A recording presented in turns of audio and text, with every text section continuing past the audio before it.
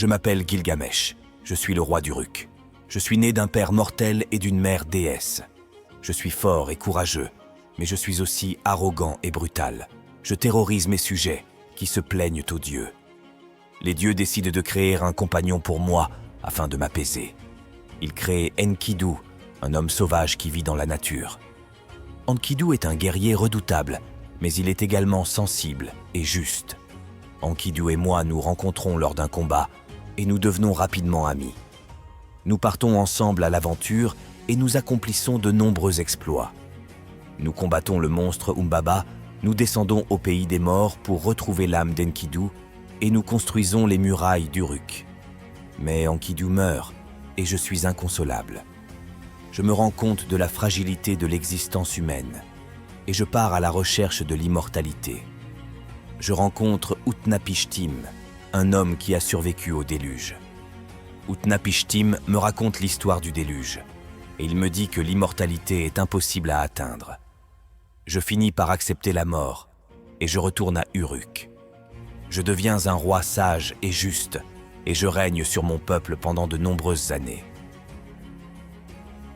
Cette prise de conscience a été profonde pour moi. La perte d'Enkidu a été un choc, un moment où j'ai réalisé que la vie est plus fragile que je ne l'avais jamais envisagé. Cela a complètement changé ma vision du temps et de la manière dont je vivais. Je me suis soudainement retrouvé à chérir chaque instant, à percevoir chaque moment comme un cadeau précieux. J'ai repensé à mes priorités, passant plus de temps avec ma famille et mes amis, cherchant à renforcer ces liens qui donnent tant de valeur à la vie.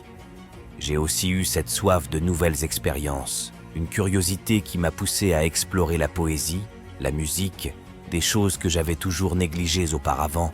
Ce changement n'était pas simplement une réorganisation de mon emploi du temps, mais une transformation fondamentale dans ma façon de percevoir la vie.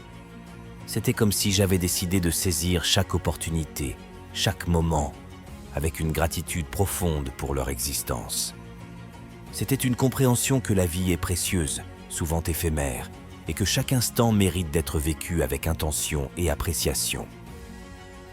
J'ai donc décidé de vivre pleinement, d'embrasser la beauté de chaque moment, même les plus simples. Ce n'était pas seulement une prise de conscience, mais une révolution dans ma manière d'être.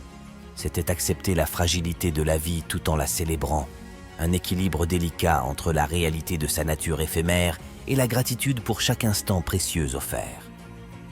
L'amitié est une révélation, quelque chose que je n'avais pas vraiment expérimenté avant de croiser le chemin d'Enkidu. Avant lui, ma vie était entourée de serviteurs, mais je ne pouvais les considérer comme des amis. Ils étaient davantage des compagnons de service. Enkidu m'a ouvert les yeux sur la nature de l'amitié. C'était bien plus qu'une simple présence. C'était une connexion profonde, un lien qui transcende le quotidien. Il était là pour moi, dans les hauts et les bas, dans les moments de joie et de douleur. Quand j'ai perdu ma mère, une période sombre s'est abattue sur moi. C'est là que j'ai vraiment compris la valeur d'un véritable ami. Enkidu était là, me soutenant, m'aidant à traverser cette épreuve avec son écoute attentive, sa présence réconfortante et ses paroles apaisantes. Sa simple présence a apporté de la lumière dans mes jours sombres. Avec lui, j'ai retrouvé la force de surmonter ma tristesse et j'ai redécouvert la joie de vivre. Cette expérience m'a appris que l'amitié est une ressource inestimable. C'est bien plus qu'une relation ordinaire. C'est un pilier sur lequel s'appuyer, une source de réconfort et de soutien dans les moments les plus difficiles. Enkidu a été bien plus qu'un ami. Il a été le phare qui a illuminé ma vie, me montrant le pouvoir et la valeur inestimable de l'amitié sincère. Ce voyage a marqué une transformation profonde en moi. Je suis devenu un homme différent, un roi façonné par les leçons et les expériences de ce périple. J'ai acquis une sagesse nouvelle, une juste compréhension de mon rôle envers mon peuple et une humilité que je n'avais jamais connue auparavant. L'un des changements les plus significatifs a été ma façon de gouverner. Je me suis détourné de mes anciennes pratiques, réalisant que la terreur ne pouvait être le fondement de ma règle. J'ai cessé d'effrayer mes sujets, préférant gagner leur respect par la justice et la compassion.